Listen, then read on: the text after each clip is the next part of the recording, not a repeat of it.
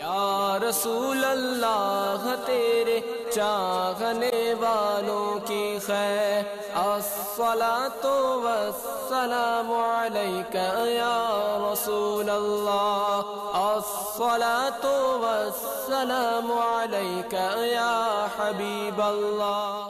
الحمدللہ رب العالمین والصلاة والسلام علی سید الانبیاء والمرسلین، اما بعد فاعوذ باللہ من الشیطان الرجیم، بسم اللہ الرحمن الرحیم۔ الصلاة والسلام علیک یا رسول اللہ، وعلی آلک وصحابک یا حبیب اللہ، الصلاة والسلام علیک یا نبی اللہ، وعلی آلک وصحابک یا نور اللہ، صلو علی الحبیب صلی اللہ تعالی علی محمد۔ ہمارا موضوع ہے علم سے دوری۔ تو ابتداً عرض یہ کہ تباہیاں تو معاشرے کے اندر طرح طرح کی ہیں، اور اس کے اسباب بھی طرح کے ہیں جو ہمارے سمجھ میں آتے ہیں، اور بعض اسباب ایسے ہوتے ہیں جو ہمارے سمجھ میں نہیں آتے۔ ہمیں کیا کرنا چاہیے؟ مثلا ہم ٹی وی دیکھتے ہیں، گانے دیکھتے ہیں، کبھی نیٹ کے حوالے سے ہمیں پتہ چل جاتا ہے اس کے اندر یہ تباہی آ گئی، فلاں چیز ہو گئی، یہ ہو گیا۔ پہلے ایسا ہوتا تھا کہ وہ لڑکا لڑکی لے کر بھاگ گئے ایک محلے والے دوسرے محلے کے ساتھ۔ اب یہ بھی سننے میں آتا ہے ایک ملک کا دوسرے ملک سے نیٹ پر رابطہ ہوا، فیملی اسٹرانگ تھی تو دو ملک کے اندر موجود باشندوں کی شادی کا ذریعہ بن گیا، اور وہاں سے مطلب لو میرج کا سلسلہ ہو گیا۔ کبھی شراب نوشی کے نقصان ہمیں سامنے آ جاتے ہیں، کبھی جوئے کی وجہ سے کروڑ پتی فقیر ہو جاتا ہے، یہ باتیں پتہ چل جاتی ہیں۔ لیکن بعض تباہیاں ایسی معاشرے کے اندر ہیں جس کی طرف معاشرے کو بھی شعور نہیں ہے۔ مثلا ہمارے گانوں کے اندر کفریات بولے جاتے ہیں، اور اسی طرح عبادات کے مسائل ہمیں معلوم نہیں ہوتے، اہمیت بھی اس کی نہیں ہوتی، پھر حقوق بھی ہمیں عام طور پر لوگوں کے معلوم نہیں ہوتے۔ اس کی وجہ سے ساس بہو کے جھگڑوں کی باتیں، کہیں الزام تراشیاں ہوتی ہیں۔ تو علم دین کی کمی کی وجہ سے ایک طرف تو ہم دوسرے گناہوں کی ذریعے تباہی کی طرف جا رہے ہیں، دوسرا وہ تباہی بھی ہمارے پاس آ رہی ہے جس تباہی کا ہمیں شعور نہیں۔ اب ان سے لڑائی، اب یہ اس چیز کے معاملے میں اپنا حق ثابت کرتے ہیں، یہ اس چیز کے معاملے میں اپنا حق ثابت کرتے ہیں۔ اب آخر کوئی کرائیٹیریا تو ہونا چاہیے ہمارے پاس کہ ہم یہ طے کریں کہ بھائی یہ جو آپ لڑ رہے ہیں، یہ جو چیز ہے یہ آپ کی نہیں بنتی، آپ کی بنتی ہے، وہ کون سی چیز ہے جو ہمیں بتائے۔ ساس بہو لڑ رہی ہوگی، فلاں نے یہ کر دیا، فلاں نے یہ کر دیا، ساس کو یوں کرنا چاہیے، بہو کو یوں کرنا چاہیے، بیٹے کو یوں کرنا چاہیے، تو کس کو کیا کرنا چاہیے اس کو کون طے کرے گا؟ وہ علم دین ہی تو ہے جو ان کا حق بتا دے، جو ان کا حق بتا دے، جو میرا حق بتا دے، جو آپ کا حق بتا دے۔ جب تک یہ چیز، یہ سٹیٹمنٹ کلیئر نہیں ہوگا ہم نتیجے تک کیسے پہنچیں گے؟ حق و باطل میں امتیاز کر دیں۔ علم دین کے حوالے سے ہمارے معاشرے کے اندر یہ بات پائی جاتی ہے کہ آپ علم دین کی بات کر رہے ہیں، علم دین کی کمی کے حوالے سے بات کر رہے ہیں، تو ہمارا تعلق جو ہے وہ کسی جامعہ کے ساتھ نہیں ہے، کسی مدرسے کے ساتھ نہیں ہے، یا ہم کسی ایسے جو ہے وہ لوگوں کے ساتھ نہیں بیٹھتے کہ جن سے ہم علم حاصل کر سکیں۔ تو کیا علم دین، یعنی کتنا علم ہمیں حاصل کرنا ہے، کتنا نہیں کرنا، کتنا ہم پر ضروری ہے، اس پر بھی تو انشاءاللہ العزیز روشنی ڈالنے کی حاجت ہے۔ بالکل، اور سمجھانے والے بھی موجود ہیں تو آپ کی حضرات سمجھائیں گے اور اسی کے مطابق سلسلہ آگے چلے گا۔ یہ دیکھیں کہ دنیا میں کوئی سا بھی کام اگر ہم لے لیں تو جب تک اس کام کو صحیح کامیابی سے ہم کنار کرنے والے امور اگر ان پہ عمل نہ کیا جائے گا، ان کے بارے میں آگاہی نہیں ہوگی، تو صحیح معنوں میں ہم اس کام کو کرنے میں ناکام رہیں گے۔ اس کی ایک چھوٹی سی مثال میں دیتا ہوں، جیسے چائے بنتی ہے گھر میں، ایک آدمی اگر چائے کے حوالے سے اسپیشلسٹ ہے، اس کو پتہ ہے کہ 4 آدمی ہیں، ان کے لیے پانی کتنا لینا ہے، دودھ کتنا لینا ہے، چینی اور پتی کتنی لینی ہے۔ اور یہ اسپیشلسٹ ہوگا بھی کون؟ یہ وہ ہوگا آپ کے جو ہوٹل میں چائے بنانے والا ہے۔ تو مطلب اس کو پتہ ہے کہ اتنے افراد ہیں، اتنا دودھ پتی چینی کا استعمال کرنا ہے، اور اگر افراد 10 ہو گئے تو کتنا کرنا ہے، 20 ہو گئے تو کتنا کرنا ہے۔ تو اب اس کے بجائے ایک آدمی کو کوئی شوق ہو جائے کہ میں چائے بناؤں گا آج، اب اس کو پتہ نہیں ہے کہ چینی کتنی ڈالنی ہے، پتی کتنی ڈالنی ہے، دودھ کتنا ہوگا، اور اس کو پکانا کتنی دیر تک ہے۔ اب وہ جو چائے بنا کر لائے گا وہ شاید ایسی ہوگی کہ شاید خود بھی نہ پیے۔ اگر یہ چائے بنانے کے گر سمجھ لیتا اگر خود کو نہیں معلوم تو کسی سمجھدار سے پوچھ لیتا تو انشاءاللہ چائے کچھ نہ کچھ حد تک کامیابی کے ساتھ پینے کے قابل بنانے میں کامیابی ہوتی. ہوتا تو یوں ہی ہے، جو چائے بنانا چاہتا ہے وہ پوچھ لیتا ہے جس نے کبھی نہ بنائی ہو کہ میں کیسے کروں. اور عمومی طور پر جو علم دین جس کی طرف آپ لے کر جانا چاہ رہے ہیں اس کے بارے میں پوچھا بھی نہیں جاتا. تو اب اس میں یہی ہے کہ ضروری اشیاء جب تک ہم کسی بھی کام کو کرنا چاہ رہے ہیں تو اس کی بنیادی ضروری باتوں سے جب تک ہم معلومات حاصل نہیں کریں گے تو ہم کما حق ہو کامیاب نہیں ہو سکتے. تو یہ ایک دنیا کی چھوٹی سی مثال مثلا چائے کی، کہ چائے میں ایک طرح سے ناکامی کا سامنا کرنا پڑتا ہے اس شخص کو جو اس کے بارے میں صحیح معلومات نہیں حاصل کرتا. تو اب اس کے علاوہ ہم دنیا میں جو رہتے ہیں جہاں ہمیں بہت سارے دنیاوی معاملات سر انجام دینے پڑتے ہیں، تو اس کے ساتھ ساتھ ہمیں اس دنیا میں رہتے ہوئے اللہ تبارک و تعالیٰ اور اس کے پیارے محبوب صلی اللہ تعالیٰ علیہ وسلم کے بتائے ہوئے کاموں کو عملی جامہ پہنانا ہے اور ان کاموں کو کر کے اللہ تبارک و تعالیٰ کی رضا حاصل کرنی ہے، اور اس طرح رضا الہی حاصل ہو جائے گی تو انشاءاللہ آخرت کامیاب ہوگی. اب ہم جو کام کر رہے ہوتے ہیں نیک کاموں میں سے کئی نیک کام ہیں، ان میں سے سر فہرست ہم نماز کو لے لیتے ہیں. اور ہماری ایک تعداد ہے مسلمانوں کی جو نماز پڑھ رہی ہے بچپن سے اب تک، کسی کی عمر 60 سال، کسی کی 50 سال، کوئی ابھی نماز پڑھنا شروع ہوا. تو ایک تعداد ہے جو نماز سے محبت رکھتی ہے، نماز پڑھ رہی ہے. لیکن کیا ان کو یہ معلوم ہے کہ نماز کے فرائض کتنے ہیں؟ کیا ان کو یہ معلوم ہے کہ نماز کے شرائط کتنے ہیں؟ نماز سے قبل وضو کیا جاتا ہے، وضو میں فرائض کتنے ہیں؟ کون کون سی احتیاطیں وضو میں کرنی چاہیے؟ ایک تعداد ہے جن کو وضو کرنا بھی نہیں آتا. وضو کر رہے ہوتے ہیں تو وضو کرتے وقت جب چہرہ دھونے کا معاملہ آتا ہے تو بس تھوڑا سا پانی لیا اور ہلکا سا بس منہ پہ لگا لیا. اب ان کا تھوڑی کا حصہ، ان کے کان کی یہ کن پٹی کا حصہ، بہت سارے حصے ایسے ہوتے ہیں جو سوکھے رہ جاتے ہیں. جب ہاتھ دھونے کا معاملہ آتا ہے تو ہاتھ دھوتے وقت کونی صحیح معنوں میں نہیں دھل پاتی. تو اس طرح وضو کرنے میں بے احتیاطی اس طرح بڑھتی جاتی ہے کہ کما حقہ وضو نہیں ہوتا. اگر وضو کے دوران معمولی سا حصہ بھی اعضائے وضو میں سے سوکھا رہ جائے تو وضو نہ ہوا. وضو نہ ہوا تو نماز پڑھی گئی، وہ نماز بھی نہیں ہوئی. نماز جنت کی کنجی ہے، اب وہ کنجی ہی صحیح طور پہ ہمیں حاصل نہیں ہوئی تو جنت میں داخلہ کس طرح آسان ہوگا؟ تو یہاں ایک بات میں ضرور عرض کرنا چاہوں گا کہ عمومی طور پر ہماری تقسیم کاری ہے. نماز کے حوالے سے کوئی پرابلم آئے گی نا، یہ داڑھی والے ہیں ان سے پوچھ لیں گے، میں داڑھی والا نہیں ہوں. اب اچھا پھر یہاں یہ بھی نہیں ہوتا، یہ ہوتا ہے کہ فلاں صاحب ہیں یہ دینی معلومات زیادہ رکھتے ہیں، بھلے شیو ہو یا نہ ہو، داڑھی ہو یا نہ ہو. ایک طبقے کا ذہن داڑھی کا ہوتا ہے.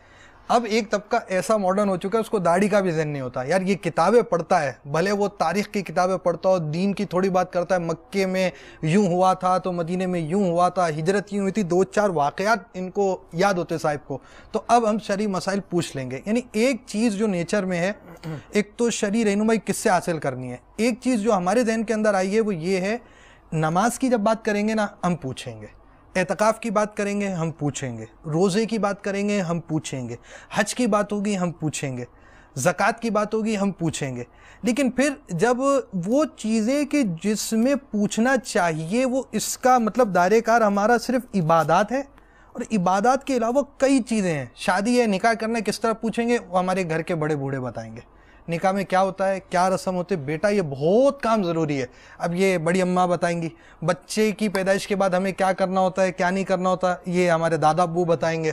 پھر وہ کیا ہوتا ہے کہ کاروبار کس انداز سے کرنا ہے، یہ ابو بتائیں گے. گاڑی کس طرح چلانی ہے، یہ بڑا بھائی بتائے گا. تو فلاں چیزوں میں ہم نے ان چیزوں کے اندر تقسیم کاری رکھی ہوئی ہے. تو جہاں دین کی بات آتی ہے وہاں تو ایک عمومی ذہن بنتا ہے. یعنی اگر یہ بیان کر دیا جائے نا بھائی آپ نماز پڑھتے ہیں، آپ نے نماز کس کو چیک کرائی، نماز آپ کی صحیح ہے یا نہیں، نماز کا تو یہ مسئلہ ہے، یہ مسئلہ ہے، یہ مسئلہ ہے، یہ مسئلہ ہے. یہ باتیں سننے کا ذہن عام طور پر بنتا ہے. لیکن جب یہ بات آتی ہے بھائی آپ یہ کاروبار کر رہے ہیں، کون سا کام ہے، جی کپڑے کا کام ہے، یان کا کام ہے، جی میرا یہ کام ہے، میں دھاگے کا کام کرتا ہوں، جی میں جو ہے کراکری کا کام کرتا ہوں، میں اس طرح کا کام کرتا ہوں، جی آپ یہ کراکری کہاں سے آتی ہے، کس طرح ہوتی ہے، کس طرح آپ بناتے ہیں، بنانے کے اندر آپ جو یہ ٹھیکہ دیتے ہیں اس میں کیا ہوتا ہے، کیا صورت ہوتی ہے، مال ریسیو کرتے ہیں اس کی کیا صورت ہوتی ہے، آپ کا اس ملک سے مال آتا ہے آپ دوسرے شہر میں ڈائریکٹ بھیج دیتے ہیں یا بیچ میں آپ کا قبضہ ہوتا ہے، نہیں ہوتا، کیا کرتے ہیں. یعنی ان چیزوں میں رہنمائی لینی ہے، اس کا شعور بھی ایک طبقے کو نہیں پایا جاتا. اور اسی بہت زبردست بات آپ نے ارشاد فرمائی. یہی مدنی پھول میرے ذہن میں تھا کیا جو میں موقع کی تلاش میں تھا. آپ کے ذہن کا مدنی پھول لے آئے ہم. کہ بنیادی طور پر یہ بات ریئلائز ہو جائے اور یہ اعتراف جرم ہو جائے نا کیا بات ہے کہ مجھے نہیں خبر, مجھے علم حاصل کرنا چاہیے. جس بارے میں مجھے نہیں پتا مجھے اس کے اسپیشلسٹ جیسا آپ نے ارشاد فرمایا جو اس کا اصل منبع ہے جسے اللہ تبارک و تعالیٰ نے اس علم سے مزین کیا ہے, میری اس تک رسائی و شناسائی کی صورت بن جائے. یہ ریئلائز کرنا بڑا مشکل ہے. ہمارے معاشرے میں مختلف طبقات ہیں. ایک طبقہ تو وہ ہے کہ جو بہت زیادہ پڑھا لکھا اپنے آپ کو کہتا ہے, ویل ایجوکیٹڈ لوگ ہوتے ہیں, دنیاوی طور پہ بھلے پڑھے لکھے بھی ہوتے ہو. اس سے میری مراد انڈرسٹوڈ ہے کہ جب ہم بے علمی کی باتیں کریں گے تو میرا مقصود وہی ہوگا کہ تاکہ سمجھنے میں آسانی رہے. ایک طبقہ وہ ہے کہ جو کسی طرح بھی کسی بھی ایجوکیشن سے وابستہ نہیں ہے, وہ صریحتاً جہل میں اور علم سے بے حد دور کی کیفیت میں. درمیان کے دو طبقے ایسے ہیں کہ ایک کا رجحان دین کی طرف ہے, دنیاوی معاملات میں وہ ہے, اس سے انکار نہیں. ایک طبقہ وہ ہے کہ جس کا مکمل رجحان دنیا کی طرف ہے, وہ دین سے کپ اینڈ ٹچ والی پوزیشن میں رہتا ہے. یہ چار طبقات بنیادی طور پر ایسے ہیں اور جن کو رب العالمین, وہ پانچواں طبقہ جو سب سے معتبر ہے, محترم ہے, جو حقیقی دینی طبقہ ہے اور جسے رب العالمین عز و جل نے اپنی معرفت کا علم عطا کیا, اپنے محبوب کریم علیہ الصلوۃ والسلام کی شریعت کا علم عطا کیا, نبی پاک علیہ الصلوۃ والسلام کی عطا کردہ تعلیمات کے مطابق کا علم اور اس کے مطابق عمل کا جو ذوق عطا کیا, ان کی تو بات ہی ماشاءاللہ اوپر ہے. وہ سب سے مطلب مقدس اور معتبر اور اعلیٰ طبقے میں, یعنی ہمارے معاشرے پائے جانے والے افراد میں اعلیٰ طبقہ. جی جی انڈرسٹوڈ ہے. مگر یہ جو چار طبقے ہیں نا, ان چار طبقوں میں وہ لوگ کہ جن کا دین کی طرف رجحان ہے وہ کسی نہ کسی دنیا میں انوالو ہیں. اس ایک طبقے کا تو ذہن ہے کہ میں کسی طرح کچھ نہ کچھ مزید معلومات حاصل کر لوں, پھر وہ دارالفتہ اہل سنت سے رجوع کرتا ہے یا داڑھی والے سے بھی رجوع کرتا ہے یا کسی ایسی پرسنالٹی کے پاس وہ چلا جاتا ہے کہ جس سے اسے معلوم ہو کہ یار ممکن ہے کہ ان کو پتا ہو تو میں معلومات حاصل کر لوں. یعنی ورنہ تین طبقے ایسے ہیں یاسر, تین طبقے ایسے ہیں کہ چونکہ میں تو ہوں ہی ویل ایجوکیٹڈ, آپ کے پاس ڈگری کون سی ہے, آپ کا مقام کیا ہے, آپ کا مرتبہ کیا ہے, آپ کا اسٹیٹس کیا ہے, آپ کو نالج کیا ہے, آپ کو پتہ کیا ہے, آپ جمعہ 8 دن ہوئے ہمیں بتانے چلیں. ایک طبقہ وہ ہو گیا. اور ایک وہ جی سب صحیح ہے جی, اور ٹھیک ہے جی اللہ معاف کر دے گا جی, یہ بھی ایک مزاج ہے, اور ٹھیک ہے جی, اور جی اللہ تعالیٰ معاف کر دے گا, دیکھی جائے گی. اور ایک وہ طبقہ جو دنیا میں بہت زیادہ منہمک ہے, دین کی طرف کیپ اینڈ ٹچ والی پوزیشن میں ہے, وہ تو انتہائی آزمائش میں مبتلا ہے کہ واقعی نہ وہ دین کا رہا نہ دنیا کا رہا, کہ اس نے اپنے آپ کو دنیا کے معاملات میں اس قدر انوالو تو کیا مگر نہ اس نے دنیا کے معاملات میں کوئی شرعی رہنمائی لی, نہ نہ دین کے امور میں کوئی شرعی رہنمائی لی, نہ دنیا کے امور میں کوئی شرعی رہنمائی لی. ایک طبقہ جو بالکل ہی جہل میں یا مطلب انتہائی جسے کہنا چاہیے کہ قسمت پرسی میں ہے, اس پر تو کلام ہی نہیں کیا جا رہا نا کہ اس کی رجحان ہی نہیں ہے اس طرف, مگر کسی کا تھوڑا بہت جو رجحان ہے اس کا اصل منبع تک پہنچنا, یہ بھی ایک بڑی بات ہے. یہ ریئلائزیشن سب سے پہلی چیز ہے کہ مجھے اس بات کا احساس پیدا ہو جائے کہ میں بے علم ہوں, مجھے علم حاصل کرنے کے لیے علماء سے رجوع کرنا چاہیے. یعنی یہاں ایک اہم بات یہ ہو گئی کہ طبقے کو کس چیز کی رہنمائی لینی ہے. سب سے پہلی چیز, بیسک چیز یہ آ رہی ہے کہ میں ہوں ایک فرد معاشرے کا. اب مجھے کہاں علماء کے احتیاج ہے. علماء کے احتیاج تو انشاءاللہ عز و جل جنت میں بھی ہوگے. انڈرسٹوڈ. اور بھئی یوں کہا جا سکتا ہے بھئی مدنی مذاکرے وہاں بھی ہوا کریں گے. اللہ کی رحمت سے امید کی جا سکتی ہے کہ علماء کے پاس آ کر حاضر ہوں گے عوام, اور اللہ رب العالمین سے کیا مانگنا ہے اس کے بارے میں رہنمائیاں حاصل ہوں گے. اب یہاں تو جب دنیاوی معاملہ آتا ہے تو ہر چیز کے اندر رہنمائی, یہ ایک سب سے بیسک چیز ہے. یعنی یوں کہا جائے کہ سونے کھانے پینے میں بھی رہنمائی. آپ جیسے بات کر رہے تھے نا دنیا کے افعال میں مبتلا, اس میں مجھے امیر اہل سنت کا ایک بہت پیارا مدنی پھول یاد آیا, اور منہاج العابدین میں بھی اس طرح کا مضمون موجود ہے, اور امیر اہل سنت نے بڑے پیارے انداز سے بات بیان کی کہ کبھی وہ یعنی مدنی مذاکرے میں ایسا بھی صورت ہوتی ہے کہ جیسے بیچ میں وقفہ سا آتا ہے, چائے بھی پی جا رہی ہوتی ہے. یعنی ایسا ہوتا ہے نا کہ باقاعدہ مذاکرہ نہیں ہو رہا, ایک کہنے کو ایک بات آپ نے فرما دی اور وہ اتنا پیارا مدنی پھول دیا کہ اس کو سوچا جائے تو آپ اور میں سب سوچتے رہ جائیں, جس کی توجہ اس طرف نہ ہو. تو آپ نے فرمایا کہ لوگ دوسروں کو دنیا دار کہتے رہتے ہیں. مباح کام, جائز کام, یعنی دن میں شاید ہمارے کروڑوں کام مباح ہوتے ہیں, بغیر اچھی نیت کے مباح کام یہ دنیاوی کام ہے. اللہ اللہ اللہ. ہمارا لباس پہننا اگر اچھی نیت کے ساتھ نہیں ہے، یہ لباس پہننا فی نفسی ہی کوئی مطلب سنت نہیں ہے، مباح ہے. اب اگر اس کو پہننے میں اچھی نیت نہیں ہے، یہ بھی دنیا ہے. یہ امامہ پہننا بھی دنیا ہوگا، یہ چادر پہننا بھی دنیا ہوگا. اتنا بہترین مدنی پھول آپ نے دیا، اور اس دن کے مدنی مذاکرے کا عرق کہہ لیا جائے. اور وہ بالکل یعنی چائے کا پیالہ ہاتھ میں تھا. مطلب میں اس بات کو اس لیے یہ بات بیان کر رہا ہوں کہ وہ ایک جیسے کوئی ضمنی طور پر بات کر جاتا ہے نا، تو آپ نے ضمنی طور پر بات کی. اور جو امام غزالی رحمۃ اللہ تعالی علیہ کی تعلیمات سے آپ نے دنیا کی جو تقسیم کاری کی، آپ نے 3 طرح کی دنیا بیان کی. ایک تو یہ کہ بعض افعال جو عبادت سے تعلق رکھتے ہیں وہ بھی بظاہر دنیاوی ہوتے ہیں. نماز کو بھی سرکار علیہ الصلوۃ والسلام نے دنیاوی امور میں شمار کیا کہ جن سے سرکار علیہ الصلوۃ والسلام کو راحت ملتی ہے. 3 افعال گنوائے، ان میں نماز کو بھی شمار فرمایا. تو امام غزالی رحمۃ اللہ تعالی علیہ فرماتے ہیں کہ نماز جو ہے وہ بھی جو ہے اس طور پر صورتاً، یعنی جو عبادتیں ہم کرتے ہیں نا، صورتاً دنیا ہے کہ دنیا کے اندر کی جاتی ہے. پھر دوسری آپ نے دنیا کی مثال دی، اور جس دنیا کی مذمت بیان کی اس میں مباح افعال والی بات بیان کی، اور تیسری چیز جو ہے وہ دوسری چیز جو اس میں بیان کی وہ گناہوں کو بیان کیا. تو اس طور پر پتہ نہیں اگر یوں ہم دیکھنے پہ آ جائیں تو پھر پتہ نہیں کہاں پہنچ جائیں گے. خیر، وہ ضمنی طور پر ایک بات چلی، اور آپ جہاں لے کر چل رہے تھے اس میں بنیادی بات جو ہماری چل رہی تھی وہ یہ تھی کہ ایک تو یہ ذہن بن جائے کہ کس چیز کا شعور کس چیز میں رہنمائی لینا ہے. اعتراف جرم، ان کو اعتراف جرم فرمایا ہے. یہ دوسرا مدنی پھول ہے. پہلا مدنی پھول تو یہ ہے کہ میں بے علم ہوں، مجھے علم حاصل کرنا یہ آپ کا اعتراف ہو جائے. نہیں، ہاں یہ بہت اہم بات ہے، کیونکہ میں تو بہت پڑھا لکھا آدمی ہوں نا، میں تو بہت سمجھدار آدمی ہوں. مجھے ڈاکٹر بولے میں وکالت بھی کر لوں، وکیل بولے میں حکمت بھی کر لوں.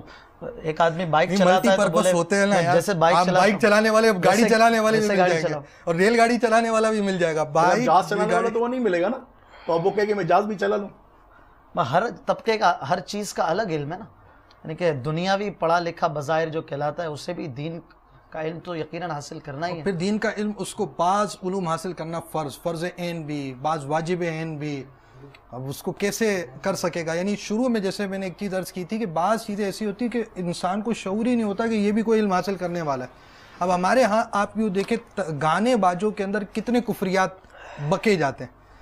اب ایک تعداد کو اس کا علم نہیں ہوتا کہ یہاں کفر کا بھی پہلو ایمان تک چلا جائے گا، اور اس وجہ سے وہ اس میں مبتلا ہو کر بعض اوقات بالکل صریح واضح صاف کفر بک دیتی ہے، اور معنی سمجھ کر اس کو گنگنانا، اس میں ناچنا ترکنا، اور اس کے اندر شیئر کرنا معنی کو جانتے ہوئے.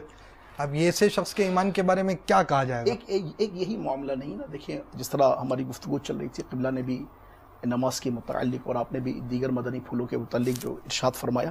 دیکھیں مدنی پھول تو یہ ہے نا کہ اسلام کے جو بنیادی طور پر 4 چیزیں ہیں، اس کا تعلق ایمانیات سے ہو، اس کا تعلق عبادات سے ہو، اس کا تعلق معاملات سے ہو، یا اس کا تعلق اخلاقیات سے ہو. یہ بنیادی طور پر 4 چیزیں ہیں کہ جو الحمدللہ رب العالمین، گویا یوں سمجھے کہ امبریلا آف اسلام کی وہ سائے ہیں کہ جن کی الحمدللہ ہم سب کو بہار حاصل کرنی ہی کرنی ہے. اب ایمانیات، بنیادی طور پر ایمانیات کے متعلق ہماری معلومات کتنی، یہ غور طلب مدنی پھول ہے نا کہ ایمانیات، یہ عبادات کا معاملہ بھی سیکنڈ سٹیپ آ گیا نا. بالکل بنیادی طور پر تو بات آ گئی ایمانیات کے متعلق کہ ہم اپنے ایمان کی قدروں کو کتنا جانتے ہیں. لفظ ایمان کے معنی تو شاید ہمیں آتے ہوں گے، مگر کیا واقعی قلبی طور پر ہم اس بات کے قائل ہو کر کہ الحمدللہ اقرار باللسان و تصدیق بالقلب کے بعد مدینہ اس سے انکار نہیں کیا جا رہا، مگر جو ایمان کے تقاضے ہیں اس کا علم ہمیں ہے. اللہ رب العالمین عز و جل کی ذات بابرکات، اس کے حبیب کریم صلی اللہ علیہ وسلم کی ذات بابرکات، انبیاء علیہم الصلاۃ کی ذات مبارک ذاتیں، اور پھر یوم آخرت پر ایمان لینے کی کیفیتیں، اور پھر مرنے کے بعد اٹھنے کی کیفیتیں، پھر قرآن کریم کے معاملات، پھر فرشتوں کے معاملات، پھر اللہ تبارک و تعالیٰ کے محبوب علیہ الصلاۃ والسلام کے اصحاب کریم کے معاملات، اہل بیت کریم کے معاملات، پھر جملہ تابعین و اولیاء کاملین کے معاملات، پھر مومنین و مومنات کے معاملات کے جن کا تعلق ایمانیات سے علماء تشریف فرما ہے. اس معاملے میں آپ مجھے بتائیے کہ ایک بہت بڑا طبقہ، میں کہوں بہت بڑا طبقہ تو یہ بہت بڑا بھی لفظ چھوٹا مجھے لگ رہا ہے، ایمانیات کے متعلق لوگ پھر نماز کے متعلق ایک آدھ مسئلہ پوچھنے کا ذہن رکھتے ہیں. بنیادی طور پر جو بیس ہے ایمان کے تعلق سے اس معاملے میں، جس طرح آپ نے گانے کے بارے میں شاید گانے میں کفریہ کلمات، حضور گانے گنگنانے والی تو چلیے ایک جنریشن ہوگی نا، مگر ایک اچھا خاصا آدمی جو سنجیدہ ہے، جو قوم کا رہنما بنا ہے، معاشرے کا ٹھیکیدار بنا پڑا ہے، اچھا کمیونٹی کا بڑا ہے، برادری کا بڑا ہے، وہ جناب والا سنجیدگی کے ساتھ انتہائی لوگ اس کی بات سمجھنے سننے والے ہیں. اب جب وہ کلام کرنا شروع کرتا ہے تو اسے نہیں پتا کہ معاذ اللہ عز و جل میرے منہ سے نکل کیا رہا ہے، نقل کفر نباشت، ایسی باتیں وہ کہہ کر چلا جاتا ہے.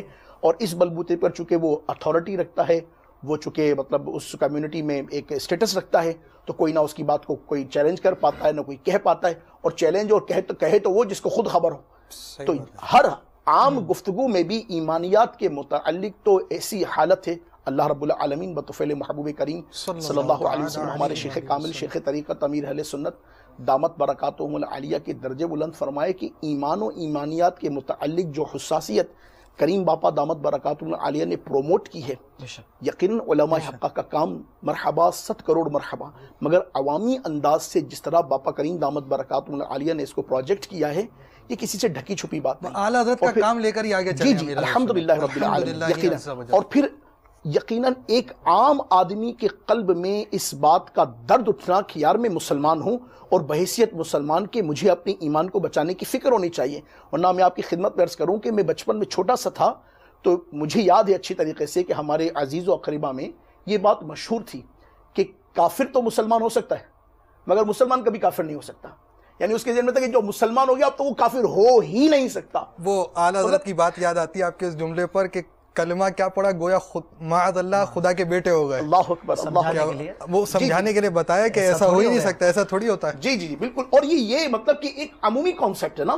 یعنی مطلب کہ میرے منہ سے کوئی بات ایسی نکلے کہ جو مجھے دامن اسلام سے فارغ کر دے، میں کفر کی دہلیز پر پہنچ جاؤں، میں اللہ تبارک و تعالی عز و جل کی نافرمانوں میں سے اور ایسے نافرمانوں میں سے کہ دوبارہ رجوع کروں، توبہ کروں، ایمان لاؤں، تو پھر کہیں جا کے میری خلاصی کی صورت بنے تو ہو. ورنہ ایک کانسیپٹ، اور یہ عام یعنی آپ پبلک کانسیپٹ ہے، ایسا نہیں کہ میں کہوں کہ کسی نہیں، عام آدمی کا ذہن یہ ہے کہ یار جو کافر ہے اس کو تو اسلام کی دعوت دی جائے، مسلمان کیسے کافر ہو جائے گا. ارے کتنی اہم ترین بات ہے کہ واقعی بھائی کافر کو تو جو مسلمان ہوگا سو ہوگا.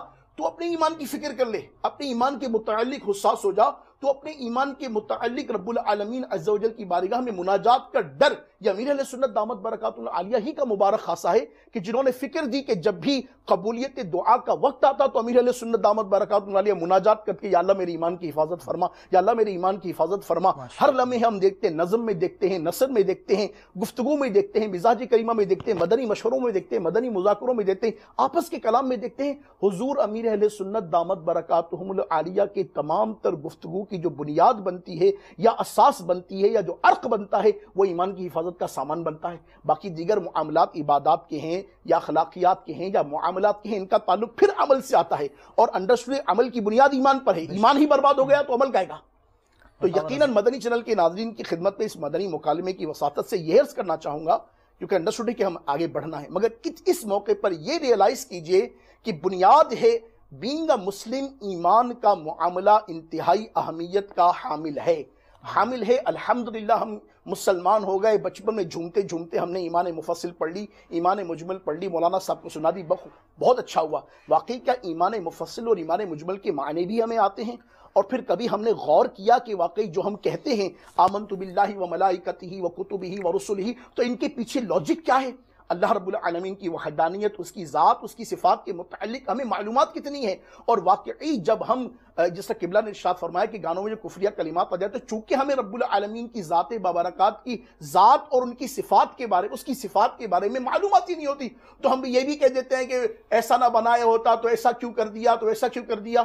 کاش کے اس معاملے میں ہم حساس ہو جاتے بنیادی طور پر کہ وہ ہمارا پروردگار ہے، پالنہار ہے، کردگار ہے، خالق ہے، مالک ہے، رازق ہے، سب کچھ وہ ہے، اسی کی طرف سے ہے سب کچھ جو بھی ہے.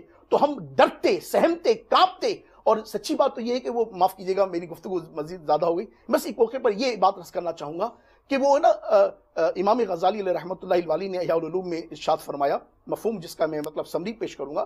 آپ نے ارشاد فرمایا کہ آپ نے دیکھا ہوگا کہ جو رب العالمین عز و جل کا جتنا قرب رکھتے ہیں جتنے اللہ تبارک و تعالیٰ کے پیارے ہوتے ہیں وہ رب العالمین سے اتنا ہی خوف کھاتے. جس طرح سیدنا ابراہیم خلیل اللہ علی نبینا و علیہ الصلوۃ والسلام، آپ جب خوف خدا سے لرزتے تو آپ کے قلب سے جو صدا نکلتی وہ جنگلوں میں پھیل جاتی. روایتوں میں آتا ہے کہ مخلوق کو سنائی دیتا کہ کچھ آواز آ رہی ہے، کہ روایت میں ہوتا ہے ہنڈیا کے ابلنے کی آواز آتی.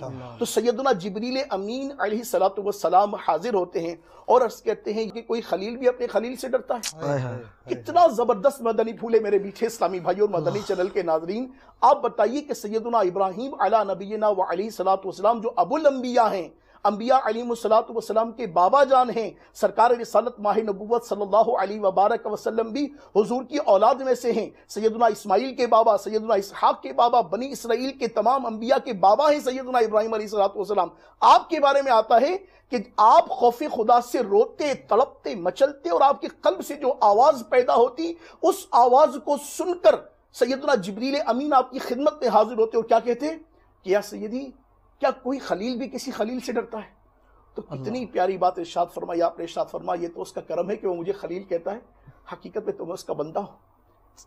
یہ اس کا کرم ہے کہ وہ مجھے خلیل کہتا ہے، یہ اس کا کرم ہے، مگر حقیقت میں تو اس کا میں بندہ ہوں.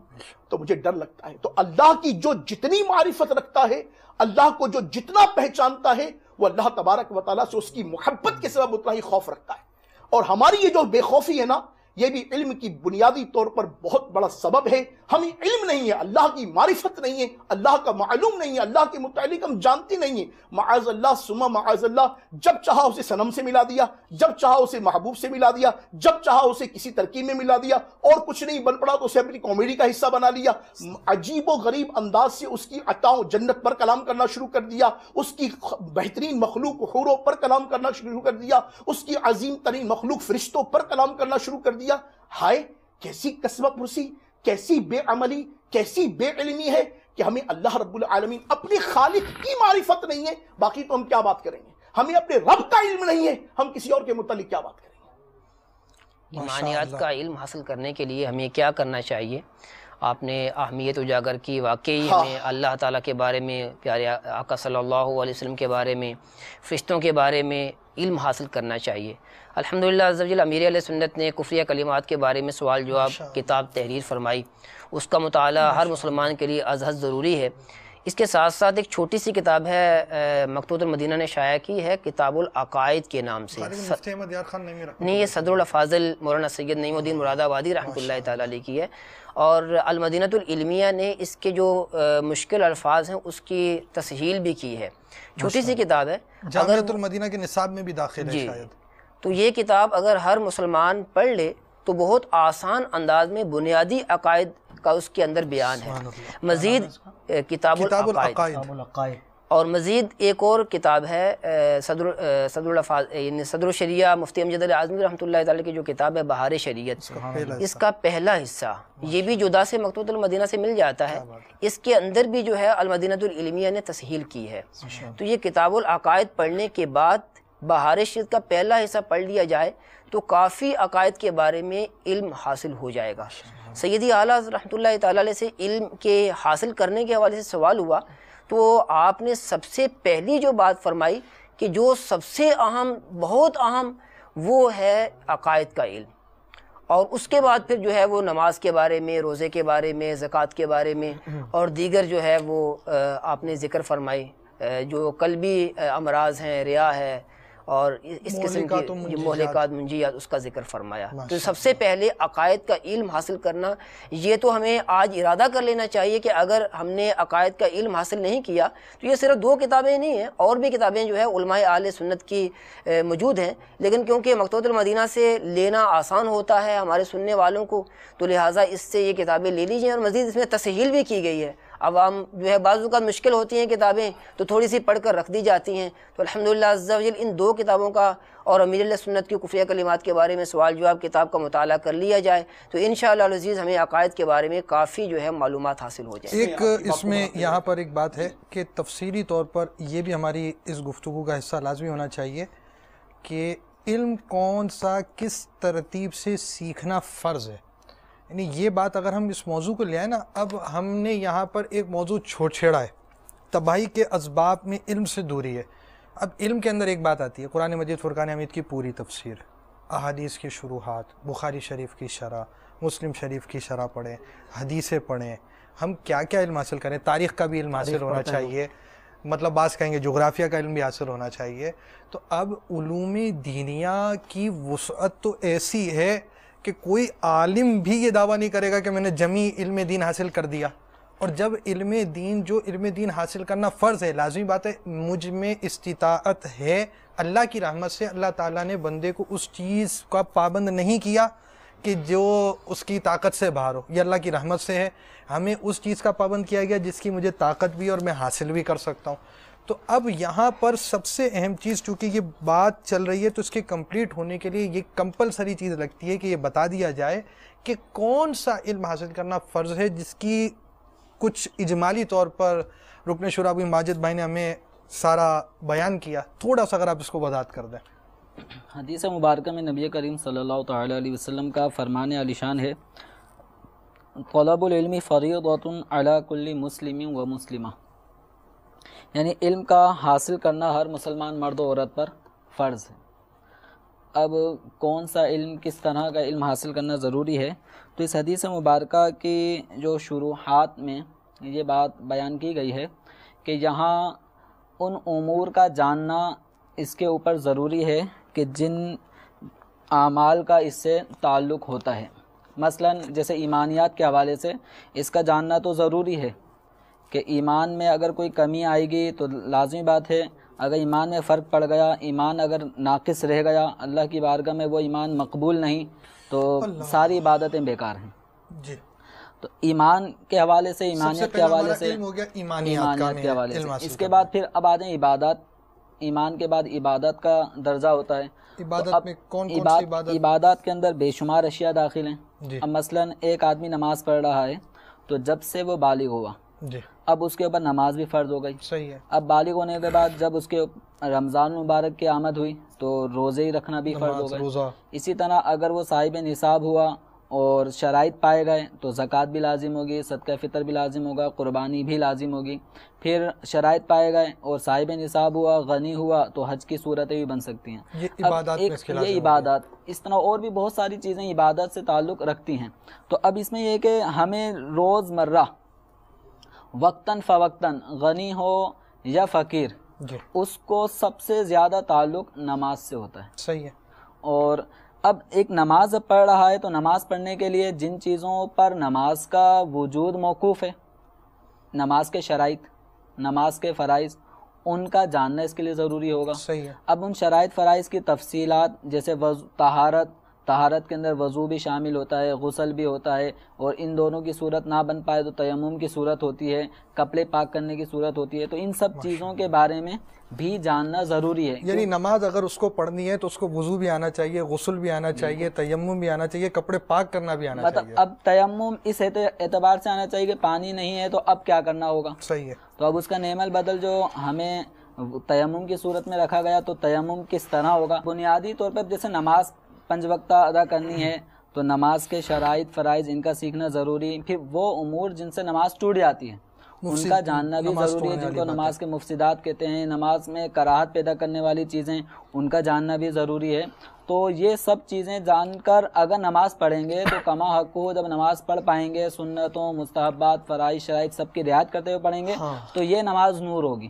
اور اگر ہم نے نماز کی طرف توجہ نہ دی اور بس ہم نے تو بس جو بڑوں کو دیکھا اور اسی کے مطابق نماز پڑھتے چلے احکام ضروریہ کی رعایت نہیں کی تو لازمی بات ہے ایسی نماز اگر اس میں کہیں فرض چھوٹ گیا ہو، شرط چھوٹ گئی ہوگی، واجب چھوٹ گئے ہوں گے، سجدہ سہو لازم ہوا نہیں کیا ہوگا تو اس طرح کی نمازیں کبھی تو ہوں گی نہیں اور کبھی ناقص ہو جائیں گی. اور اس طرح کی نمازیں یہ بندے کے منہ پہ مار دی جائیں گی. اللہ تبارک و تعالیٰ کسی کا محتاج نہیں ہے. ہم جو عبادت کرتے ہیں یہ اس کا کرم ہے کہ ہمیں اس نے اپنی عبادت کی توفیق عطا فرما دی. ایسے بھی لوگ ہیں کہ جو اللہ تعالیٰ کو ایک سجدہ نہیں کرتے. اگر اللہ تعالیٰ ان میں ہمیں پیدا کر دیتا تو ہم کیا کر سکتے تھے. یہ اللہ کا کرم ہے کہ اس نے ہمیں سجدہ کرنے والوں میں پیدا فرمایا. اب ہمیں اللہ تعالیٰ کی پسندیدہ نماز پڑھنی ہے. ایسے نہیں کہ اس فرض کو بس ٹالنا ہے. یعنی ہمیں نماز پڑھنے کا بھی حکم دیا گیا اور نماز کس طرح پڑھنا ہے اس کا بھی حکم دے دیا گیا. تو ہمیں دو کام کرنے, ایک تو نماز بھی پڑھنی ہے اور جیسا پڑھنے کا بتایا گیا ویسے ہی پڑھنی ہے. اگر ہم اپنے طور پہ چلیں گے اور سیکھیں گے نہیں, کوئی سکھانے والا ہوگا اور اس سے جب وہ سکھا رہا ہوگا اس کے دشمن بن جائیں گے کہ تم تو ابھی ابھی آئے ہو, تمہاری عمر ہی کیا ہے, ہم تو 60 سال سے اسی طرح پڑھتے ہیں. تو مسجد ہے کہ ایک غلطی ہوئی اور اس کے اوپر 60 سال کا آپ نے مسجد بتا دیا کہ ہم ایسے ہی کرتے ہیں, ایسی 60 سال ہے ابھی کی رہی ہے فقیر کی. تو اب مطلب یہ کہ ذہن ایسا ہونا چاہیے, اولا تو سیکھیں, اگر سیکھنے کا موقع نہیں ملا, اب اگر آپ کی کسی غلطی پر کوئی آپ کی توجہ دلا رہا ہے تو یہ آپ کا دشمن نہیں, آپ کا محسن ہے. اس کو ایک مثال سے باپا نے بھی اس نے بتایا کہ کوئی جا رہا ہو اور اس کی قمیض پہ کوئی نجاست یا کچھ چیز لگ گئی ہو, اب اگر اس پہ کوئی اس کو سمجھاتا ہے تو اس پہ وہ سامنے والا شکریہ ادا کرتا ہے, یا شکر آپ نے بتا دیا. یا بعض اوقات قمیض جو ہے وہ شلوار میں رہ جاتی ہے, عجیب منظر ہوتا ہے, کوئی توجہ دلائے تو انسان جھینپ جاتا ہے اور شکریہ ادا کرتا ہے کہ آپ نے مجھے اور مزید جگہ بدنامی سے بچا لیا. تو ہونا یہ چاہیے کہ جب کوئی ہمیں سمجھائے, اور یہ اللہ کا کرم ہے کہ آپ کو سمجھانے والا کوئی آ گیا, اب اگر کوئی سمجھا رہا ہے تو اس کا بھی شکر ادا کریں, اللہ تعالیٰ کی بارگاہ میں بھی شکر ادا کریں کہ جیتے جی تو نے ہمیں سمجھانے والے ہمیں عطا فرما دی, بگڑنا نہیں چاہیے. اچھا, یہ ایمانیات ہوا آپ کا, اور دوسری چیز عبادات, حرام و حلال کا علم بھی اسی میں آئے گا, اسی کے اندر آ جائے گا. اسی بات کو شیخ کامل, شیخ طریقت امیر علیہ سنت دامت برکاتہ علیہ نے جس انداز سے بیان کیا, میں حاجی صاحب کی بات کو آگے بڑھاؤں, کیا قبلہ کی بات کی. باپا کریم دامت برکاتہ علیہ نے اپنی مبارک کتاب فیضان سنت کے باب نیکی کی دعوت کے پہلے جو عنوان ہے نیکی کی دعوت کی ضرورت کے صفحہ 135 پر یہی مدنی پھول کچھ اس انداز سے عطا فرمائے. میں نے کہا کہ بولیے باقی مبارک اندازے تو میں پیش کرنے کی صحیح کرتا ہوں انشاءاللہ. آپ ارشاد فرماتے ہیں جس طرح قبلہ نے بھی ارشاد فرمایا کہ سرکار دو عالم نور مجسم شاہ بنی آدم رسول محتشم صلی اللہ تعالی علیہ وآلہ وسلم نے ارشاد فرمایا کہ علم حاصل کرنا ہر مسلمان پر فرض ہے. اس حدیث پاک سے اسکول کالج کی مروجہ دنیاوی تعلیم نہیں بلکہ ضروری دینی علم مراد ہے. لہٰذا سب سے پہلے اسلامی عقائد کا سیکھنا فرض ہے. آپ نے کتابوں کا حوالہ دیا, میں اس مضمون کو روک کر ایک مدنی پھول سے یہ بڑھانا چاہوں گا. آپ نے ارشاد فرمایا کہ کفریہ کلمات کے بارے میں سوال جواب پڑھ لیں, یا کتاب العقائد پڑھ لیں, یا بہار شریعت کا جو پہلا حصہ ہے وہ عقائد پر مشتمل ہے. مدنی چینل کے ناظرین کی ایک تعداد ہوگی جو پڑھنے سے ہی معذور ہوگی کہ جی وہ یہ بھی ایک عذر ہو جائے گا کہ مجھے پڑھنا ہی نہیں آتا, میں خواہ میں کیا ہوں, پر پڑھنا ہی نہیں آتا. تو اب ٹھیک ہے, یہ تو پڑھے لکھوں کی باتیں, جو جس کو پڑھنا آوے وہ یہ پڑھے, جو نہ پڑھنا جانتا ہو کیا کریں. اردو پڑھنا نہ آتا ہو, کچھ اور پڑھنا, کسی اور لینگویج کو پڑھنا آتا ہو. ٹھیک نہیں, دیکھیے ایک تعداد ہے جن کو پڑھنا ہی نہیں آتا. جب پڑھنا آتا ہو معاشرے میں, ہمارے ہاں معاشرے میں خواندگی کی کیفیت بھی تو آپ کے سامنے ہی ہے نا.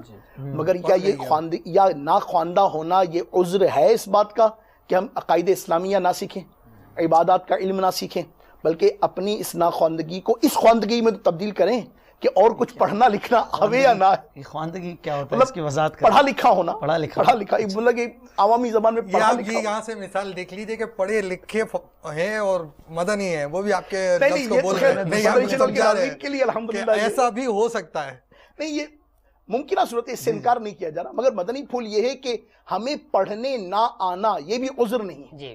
مدنی پھول اصل میں اس بات کو یہی لینا چاہ رہا ہوں کہ آپ نے کہا کفریہ کلمات کے بارے میں سوال جواب پڑھ لیں, میں فارغ ہو گیا, میرے کو پڑھنا ہی نہیں آتا. آپ نے کہا کتاب العقائد پڑھ لیں, میں فارغ ہوا, میرے کو پڑھنا نہیں آتا, تو میں فارغ نہیں ہوا. ایک اور بات, میری ذمہ داری بڑھ گئی کہ مجھے پڑھنا آنا چاہیے. جی, جو اللہ چیز تبارک و تعالی بنتی ہے اس کے لیے ضروری ہے. اور یہاں پر ایک بات میں, چونکہ بات ہو رہی ہے ایمانیات کے حوالے سے, علم توحید کے حوالے سے, منہاج العابدین میں امام غزالی رحمۃ اللہ تعالی علیہ نے لکھا, جیسے معرفت کی بھی بات ہوتی ہے. اب ہم دیکھتے ہیں نا, ایک مسلمان ایک غیر مسلم ہے. غیر مسلم مسلمان کیسے ہوتا ہے؟ جب اس کا ذہن بن جاتا ہے کہ یہ کائنات بغیر چلانے والے کے نہیں چل سکتی, وہ ایک ہی ذات ہوگی جو یہ چلا رہی ہے, اور وہ اللہ ہی کی ذات ہے جو اس کائنات کو چلا رہی ہے. اور پھر اس کو یہ بھی احساس ہو جائے وہ ایسا قادر ہے اور میں ایسا اس کے تحت ہوں کہ میں اس کی عبادت کے بغیر نہیں رہ سکتا, میری راہ نجات صرف رب تعالیٰ کی عبادت میں. جب اس کا ذہن بن جاتا ہے تو وہ بے ایمان والا ہو جاتا ہے. تو اب جب اس کو یہ علم آتا ہے معرفت کا تو وہ ایمان کی طرف آتا ہے. اسی طرح مسلمانوں کی تقسیم دیتے ہیں, ایک با عمل ہوتا ہے, پھر ایک بے عمل ہوتا ہے. اب مسلمانوں میں یوں تقسیم کیوں ہوتی ہے؟ عبادت کی طرف, ایک نماز کی طرف آتا ہے, رمضان چلے جاتا ہے, ایک تعداد نماز کے لیے چلی جاتی ہے.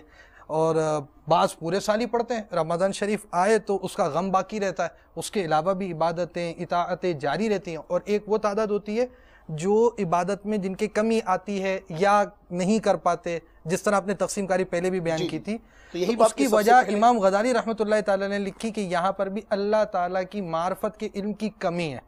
جب اللہ کی معرفت کامل ہو جائے گی تو بندہ اللہ کی عبادت پر مائل ہو جائے گا۔ یہاں ایک سوال آپ نے یہ لکھا ہے کہ یہ معرفت حاصل کیسے ہوگی، تو آپ نے جواب دیے بغیر استاذ کے یہ علم حاصل نہیں ہوگا، کیونکہ اس میں باریکی ہے۔ جہاں ہم ترغیب دلانے بیٹھے ہیں، آپ کتاب العقائد پڑھ لیجئے، آپ علم العقائد جو بہار شریعت میں لکھے، فتاوی رضویہ 29ویں 30ویں جلد میں بھی باقاعدہ اعلیٰ حضرت کا پورا رسالہ ہے جس میں یہ سارے 10 عقیدے جو بہار شریعت کے اندر بیان کیے گئے وہ ہیں، وہ زیادہ ہارڈ ہو گیا، بہار شریعت کم ہارڈ ہوا، کتاب العقائد بہت آسان ہوا، اور اوپر سے علمیہ نے حاشیہ دے کر مزید آسان کر دیا۔ مگر امام غزالی رحمۃ اللہ تعالیٰ علیہ نے اس معاملے میں یہی بات ارشاد فرمائی ہے کہ یہ ایک ایسا علم ہے جس کے لیے استاذ کی اہمیت ہوتی ہے۔ مفتی کے لیے بھی شرط بیان کی جاتی ہے کہ وہ مفتی اسی وقت بنے گا کہ مفتی کے زیر سائے رہ کر ایک عرصہ دراز چیک کروا دے تو جا کر وہ اس کو اجازت دیتا ہے۔ بڑا مفتی جو ہے وہ پھر مفتی افتاء کی اجازت مل جاتی ہے، اور وہ دوسرے جو طالب العلم ہیں وہ مفتی کے منصب پر فائز ہو جاتے ہیں۔ بہرحال یہاں پر یہ بات ضرور ذہن نشین رہے کہ اس پہ امام غزالی رحمۃ اللہ تعالیٰ نے لکھا ہے کہ اس میں باریکیاں ہیں، استاد سے سمجھنا ہوگا۔ اب استاد نہیں ہوگا، یہ عذر آئے گا، تو اس کا یوں ہونا چاہیے کہ میں مطالعہ کروں، مجھے جو بات سمجھ میں نہیں آئے دارالفتہ علیہ سنت سے سمجھ لوں، یہ ایمانیات کا معاملہ ہے۔ ماشاءاللہ۔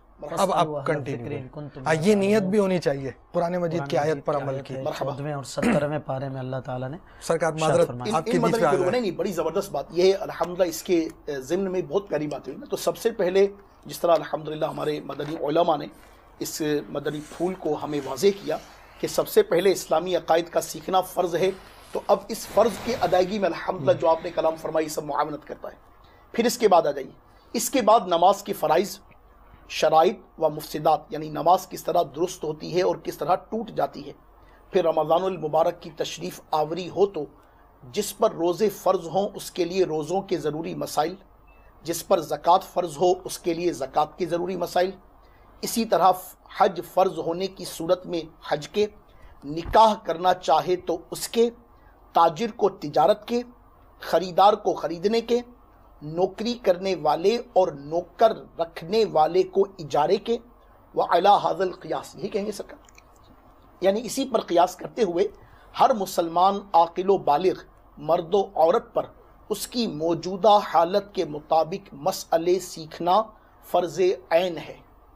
اس مدنی پھول کو دوبارہ لیجئے گا کہ ہر مسلمان عاقل و بالغ مرد و عورت پر اس کی موجودہ حالت کے مطابق مسئلے سیکھنا فرض عین ہے۔ فرض عین کا مطلب ہے کہ ہر ایک کی اس کی اپنی ذمہ داری ہے، اس کے اپنے اوپر ہے، یہ اسے حاصل کرنا ہوگا بھائی۔ اسی طرح ہر ایک کے لیے مسائل حلال و حرام بھی سیکھنا فرض ہے۔ جی جی، یہاں تک کی وضاحت ہماری انہوں نے فرما دی تھی، اب آگے مزید اب آپ شافا نیز مسائل قلب یعنی باطنی مسائل، یعنی فرائض قلبیہ، باطنی فرائض مثلا عاجزی و اخلاص اور توکل وغیرہ، اور ان کو حاصل کرنے کا طریقہ، اور باطنی گناہ مثلا تکبر، ریاکاری، حسد، بدگمانی، بغض و کینہ، شماتت یعنی کسی کی مصیبت پر خوش ہونا وغیرہ، اور ان کا علاج سیکھنا ہر مسلمان پر فرض ہے۔ کتنے اہم مدنی پھولے، اس میں تو ایک مطلب کہ کئی ایسے لفظ ہوں گے جن کا نام ایک تعداد نے پہلی دفعہ سنا ہوگا، اور اس کا حاصل کرنا فرض ہے۔ اور اعلیٰ حضرت رضی اللہ تعالیٰ نے اس کی مثال بہت پیاری دی۔ آپ فرماتے ہیں جس طرح بے وضو نماز پڑھنا ناجائز ہے، اسی طرح ریا کے ساتھ نماز پڑھنا بھی ناجائز ہے۔ اللہ اللہ اللہ اللہ۔ اب اپنے لفظ ریا استعمال کیا، اب یہ بھی تو ہونا کہ ریا کا مطلب کیا ہے اور اس کا علاج کیسے ہوگا۔ ریا کے ساتھ مطلب یعنی اس میں مہلکات کے حوالے سے جو اعلیٰ حضرت نے بیان فرمایا، ایک تو نفس تعریف، اب یہ نفس پھر دوبارہ آ گیا، یہ آپ نے توجہ دلائی تھی کہ لفظ ہارڈ ہے، یعنی تعریف معلوم ہے، ڈیفینیشن معلوم ہے کہ یہ چیز غیبت ہے، یہ چیز ریاکاری ہے، یہ چیز جو ہے تکبر ہے، یہ چیز بخل ہے، یہ ڈیفینیشن معلوم ہے، ان کی علامات، ان کے اسباب اور ان سے بچنے کے معالجات، جو علاج کرنے کی چیزیں وہ معلوم ہو۔ یہ کیسے سیکھیں گے ساری چیزیں؟ اللہ اللہ۔ علم دین کی جو اہمیت ہے اس کو سمجھنے کے لیے اگر یہ سب سے پہلے ذہن بنا لے کہ مدنی ماحول سے وابستہ رہ کر ہر ماہ اگر 3 دن کے قافلے میں سفر کرتے رہے نا، بہت زیادہ فرض علوم کا خزانہ یہ مدنی قافلوں میں حاصل ہوتا ہے، اس میں سکھایا جاتا ہے۔ مدنی قافلوں کی اس موضوع پر یہ اہمیت ہے کہ مدنی قافلوں میں سفر کرتے رہنے سے اس کی اہمیت اجاگر ہوتی ہے۔ اب لازمی بات ہے یہ چیز تو مطالعہ کرنے، علماء سے سمجھنے سے آئے گی معنی۔ نگران شورا دامت برکاتہ اللہ علیہ کا وہ مدنی پھول یاد آ رہا ہے۔ حاجی صاحب دامت برکاتہ اللہ علیہ نے اسی طرح مدنی مکالمے میں ایک اسلامی بھائی کے سوال پر بڑے پیارے مدنی پھول عطا فرمایا تھا۔ وہ یہ تھا کہ ہمیں غور یہ کرنا چاہیے کہ ہم جتنی عبادتیں کرتے ہیں، بالخصوص وہی کہ نماز، تو نماز ہم نے دیکھ کر پڑھی یا سیکھ کر پڑھی۔ یہ بہت اہم مدنی پھول تھا حاجی صاحب کا کہ واقعی وہ ہم سب غور کریں کہ آج جو بچوں والے ہیں وہ بھی اپنے بچوں کی انگلی پکڑوا کر وہ بھی مسجد میں لے کر چل پڑتے ہیں، اور نہ سمجھ بچہ یا سمجھدار بچہ لے جانا چاہیے نہ نہیں لے جانا چاہیے یہ الگ بحث ہے، مگر بنیادی طور پر بچے نے دیکھا کہ بابا کھڑے ہوئے ہیں تو گھر میں نوافل پڑھنے کی بھی تو اجازت ہے، بلکہ افضل ہے گھر جا کے پڑھے نفل وغیرہ۔ میں ایک بات کر رہا ہوں، مطلب کہ ایک عمومی مزاج کی بات کر رہا ہوں، اس نقطۂ نظر سے اگر ہم تھوڑا سا دیکھیں کہ بابا کھڑے ہوئے، بابا نے کانوں کو ہاتھ لگایا، بابا نے ہاتھوں کو باندھا، بابا نے جھکے، بابا سجدے میں گئے، وہ بچہ ایک عرصے تک بابا کو یہ کرتا دیکھتا رہا، اور ایک وقت وہ آ گیا کہ وہ خود بابا بن گیا۔ وہ بابا تو بن گیا مگر آج تک اس کو یہ پتہ نہ چلا کہ یہ ہوتا کیا۔ جس طرح وہ باپا کریم دامت برکاتہ والے نے مجھے یاد ہے کہ ایک دفعہ مدنی مذاکرے میں ارشاد فرمایا تھا کہ جلسہ اور قاعدہ کا فرق بتاؤ، کہ جلسہ کسے کہتے ہیں اور قاعدہ کسے کہتے ہیں۔ جلسے تو ہوتے رہتے ہیں گلی کے اندر، قاعدہ کسے کہتے ہیں اور قاعدہ آخرہ کسے کہتے ہیں۔ تو یہ بڑا زبردست، اگرچہ چھوٹے چھوٹے مدنی پھول ہیں مگر ان کی مہک کیسی ہے کہ واقعی انسان کو حیا ہے کہ یار واقعی مجھے اللہ رب العالمین کی جناب میں جو سب سے پہلی پرسش ہونی ہے میری قیامت کے دن کہ اولین پرسش کہ جہاں گداز بود، اولین پرسش کے نماز بود، یہی ہے نا جو مطلب روز اول کے جہاں گداز بود، کہ مفہوم جس کا یہ ہے کہ قیامت کے دن جو مجھ سے سب سے پہلے عمل کی پرسش ہوگی وہ نماز ہوگی، اور میرا اس معاملے میں یہ حال ہے کہ مجھے اس کے ارکان کا نہیں پتا، مجھے اس کی شرائط کا نہیں پتا، مجھے اس کے فرائض کا نہیں پتا، مجھے اس کے واجبات کا نہیں پتا، مجھے اس کے مکروہات کا نہیں پتا، مجھے اس کی تنزیہی کیفیت یا تحریمی کیفیت کا نہیں پتا، تو اللہ اکبر کبیرہ میں باقی کیا کروں گا۔ اب اس میں یہ نا قیامت کے دن جس کی نمازیں اگر وہ نمازوں کے حساب سے پھنس گیا تو آگے کئی مسائل اس کے اٹک جائیں گے۔ یعنی حالت یہ ہے یا سیدی، حالت یہ ہے کہ لوگ رمضان شریف میں میں نے ایسے بھی لوگوں کا مشاہدہ کیا، چونکہ مارکیٹ میں رہتے آئیڈیا ہوتا ہے کہ ایسے لوگوں کا بھی مشاہدہ کیا چونکہ رمضان شریف ہے، انوائرمنٹ بنا ہوا ہے، ماحول بنا ہوا ہے، دن میں کھانے پینے کے متعلق لوگ کچھ نہ کچھ احتیاط چلو کر ہی لیتے ہیں۔ ایک وہ تو بے باک طبقہ ہے، بدتمیز طبقہ ہے، اس پر کلام نہیں کرتے، مگر ایک طبقہ جو واقعی محتاط ہے، اس محتاط طبقے کی حالت یہ ہے کہ رمضان میں دن میں کھانے پینے سے احتیاط کر لیں گے مگر نماز نہیں پڑھیں گے، یعنی سحری کرنے کے لیے اٹھیں گے، جاگیں گے، ڈٹ کر کھائیں گے، پھر سو جائیں گے، فجر نہیں پڑھیں گے۔ اچھا یہی سارے دن کا معمول رہے گا، یعنی حالت یہ ہے۔ اللہ تبارک و تعالی ہم سب کی نبی برحق علیہ الصلوۃ والسلام کے صدقے مغفرت فرمائے۔ یقیناً اعمال کے سبب بخشش نہیں ہے، بخشش اس کی رحمت پر ہی ہے، مگر اس کی رحمت کے یہ در ہیں، اس کی رحمت کے یہ بہانے ہیں۔ اللہ تبارک و تعالی عز و جل کی رحمت قیمت طلب نہیں کرتی، کوئی یہ نہیں کہتا اعمال کی وجہ سے کوئی بخشا جائے گا، نہیں، ہرگز اللہ رب العالمین کی رحمت کے سبب ہی بخشا جانا ہے، مگر اللہ کی رحمت کے یہ بہانے ہیں۔ اصل میں رب العالمین عز و جل کو منانے، اسے راضی کرنے کی یہ ترکیبیں ہیں، اسے اختیار کرنے کا جو حکم ہے فرائض ہے، تو یقیناً وہ کمپلسری رسول اللہ علیہ الصلوۃ والسلام کی جناب سے ہمیں ملا ہے تو کرنا ہی چاہیے۔ اور خود رسالت مآب صاحب لولاک سیاہ افلاک صلی اللہ علیہ وسلم کی عادت کریمہ تو ملاحظہ فرمائیے، ہم 5 وقت کی نماز کے متعلق ایسی عجیب و غریب کیفیت اختیار کرتے ہیں کہ ہمارا حال کیا ہے، جو ایک تعداد پڑھتی ہے اس کے متعلق کلام ہو رہا ہے کہ اسے علم نہیں ہے، ایک تعداد وہ ہے جو پڑھتی ہی نہیں ہے۔ ہمارے آقا و مولا ملجا و ماوا ہادی و مہدی مرشدی و مرسلین صلی اللہ علیہ وسلم کی کیفیت تو یہ ہے 5 وقت کی نماز تو 5 وقت کی نماز، تہجد کی نماز سرکار رسالت صلی اللہ علیہ وسلم کس طرح ادا فرمایا کرتے تھے ساری دنیا جانتی ہے۔ چاند گرہن ہو مصطفیٰ نماز پر، سورج گرہن ہو مصطفیٰ نماز پر، اچھا صلی اللہ علیہ وبارک وسلم، آندھی آئے کریم مصطفیٰ صلی اللہ علیہ وسلم نماز کے لیے کھڑے ہو جائیں، آزمائش آئے کریم مصطفیٰ صلی اللہ علیہ وسلم نماز کے لیے کھڑے ہو جائیں، اشراق کا وقت مصطفیٰ کریم صلی اللہ علیہ وسلم مصلی پر۔ کوئی آزمائش، کوئی امتحان، کوئی بظاہر ایسی کیفیت قحط کی کیفیت آئی نبی پاک علیہ الصلوۃ والسلام مصلی پر، یعنی علماء نے لکھا ہے کہ سرکار کو نماز ایسی محبوب تھی کہ صحابہ کرام علیہم رضوان کی تربیت اور جو آپ کے اہل بیت کے معاملات تھے، اس کے بعد سب سے محبوب ترین یا سب سے جو پسندیدہ ترین کام نبی پاک علیہ الصلوۃ والسلام کی جناب میں جو تھا، آپ کی عادات کریمہ پہ تھا، آپ کے اطوار پاک میں تھا، نماز تھا۔ یہاں ایک چیز کی میں وضاحت عرض کر دوں کہ بے شک اللہ ہی کی رحمت سے داخلہ جنت کا نصیب ہوگا، مگر جو عبادت فرض ہے، جو عبادت واجب ہے، جو عبادت سنت مؤکدہ میں داخل ہے، اس کا ادا کرنا ضروری ہے۔ اور سنت مؤکدہ کے ترک کرنے کی یعنی چھوڑ دینے کی عادت بنانے کی بھی شرعاً اجازت نہیں ہے۔ گناہ قرار دیا ہے۔ جی یہ گناہ یقیناً۔ اب یہ جو 3 چیزیں آئی ہیں، یہ وہ عبادتیں ہیں کہ بے شک اس کے کرنے والے کے لیے حتمی جنت ہو گئی، ایسا نہیں ہے، مگر اس کا کرنا ضروری ہے۔ اور اغلب گمان ان کے عامل کا، یعنی ان کا جو عامل ہے نا، فرض واجب سنت مؤکدہ کا جو عامل ہے وہ بے عمل نہیں ہے، اور وہ با عمل مسلمان ہے جو ان چیزوں کا عامل ہے۔ اور اللہ کی رحمت سے امید یہی ہے، قاعدہ اور اصول یہی ہے، اللہ کی رحمت سے امید یہ ہے جو ان چیزوں کا عامل ہوگا وہ داخل جنت ہوگا۔ جس سے فرض ادا کیے اس میں زیادتی نہ کی، جتنے فرض تھے وہ فرض پورے ادا کر لیے، یعنی جو عبادت لازم تھی تو اصول اور قاعدے کے مطابق وہ داخل جنت ہوگا۔ اور یہ چیز ہم چونکہ ماتوریدی ہیں، ہمارے نزدیک یہ بھی ہے کہ گناہ صغیرہ، ایک گناہ صغیرہ پر بھی بندے کی پکڑ ہو سکتی ہے۔ تو اب اس میں یہ چیز ضروری ہے کہ بے شک اللہ ہی کی رحمت سے داخل جنت ہوں گے، مگر یہ جو عبادات لازمہ ہیں ان کو اختیار کرنا ہی ہوگا۔ اور ایک اور چیز کی وضاحت، جیسے آپ نے اپنی جگہ بہت اچھا مدنی پھول دیا ہے کہ حضرت ابراہیم خلیل اللہ علیہ نبینا علیہ الصلوۃ والسلام ابو الانبیاء ہیں۔ یا میں مدنی چینل کے ناظرین کی تفہیم کے لیے ایک عرض کروں کہ ایک ہوتی ہے جزوی فضیلت، سائیڈ مطلب سمجھے کہ ایک چیز یہ ہے کہ ایک کیپٹن ہے اور ایک میں یہ مثال صرف لوگوں کے سمجھانے کے لیے، انبیاء اور یہ ساری چیزیں کہاں آئیں گی، اس میں بالکل مماثلت کی تصور بھی نہیں بنتا۔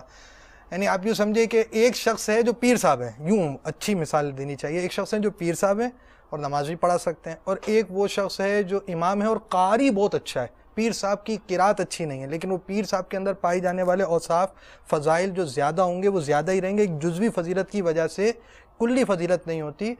حضرت ابراہیم خلیل اللہ علیہ نبینا علیہ الصلوۃ والسلام کا تمام مخلوقات میں پیارے آقا مدینے والے مصطفیٰ صلی اللہ علیہ وسلم کے بعد سب سے بڑا مرتبہ، اور سرکار مدینہ صلی اللہ علیہ وسلم اگرچہ ان کی اولاد میں ہیں تب بھی آپ ان کے امام ہیں۔